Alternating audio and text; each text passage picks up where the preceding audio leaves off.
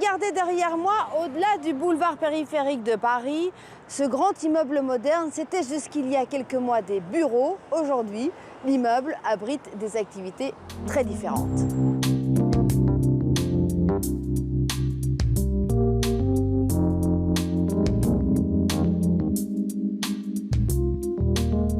Le lieu est devenu depuis un incubateur d'artistes. Il abrite 170 ateliers sur 7 étages, notamment Béa, qui vient de Rome et qui est en plein travail.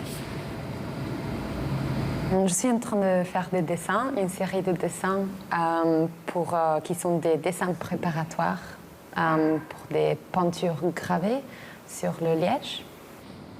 Une vue imprenable sur Paris, à 10 € le mètre carré, un prix très accessible pour des artistes privés d'expos et de ventes à cause de la crise Covid. C'est génial. Les artistes sont géniaux, ils sont sympas et on partage des idées aussi. Cet ancien haut fonctionnaire n'en est pas à sa première initiative artistique.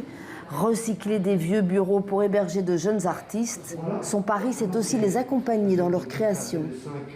Faisons venir un certain nombre de directeurs de musées, de commissaires d'exposition, mais également nous leur apportons un accompagnement avec des juristes, des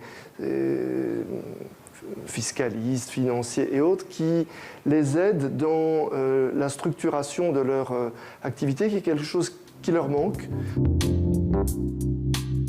Malgré le confinement, ces couloirs, à la moquette fatiguée, n'ont jamais été désertés.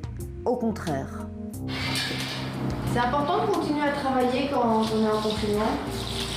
Alors c'est très important parce qu'on a plus de temps pour soi qu'habituellement. Puisqu'on a moins d'expos prévus, enfin pour la plupart d'ailleurs, beaucoup d'événements annulés. Il y a vraiment un calme très rare. Donc, il y a cette idée de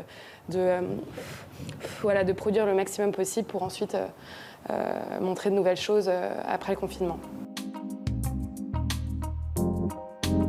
Pendant que Juliette termine sa sculpture éphémère en cire, de l'autre côté du couloir, Désirée assemble des laines multicolores sur son métier à tisser. J'ai appris à tisser en Turquie avec ma grand-mère. Ces 2 tapisseries, je les ai tissées pendant le confinement en Turquie.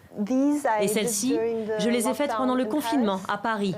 Ce sont les nouvelles œuvres que j'ai créées ici à Pouche, comme celle-ci.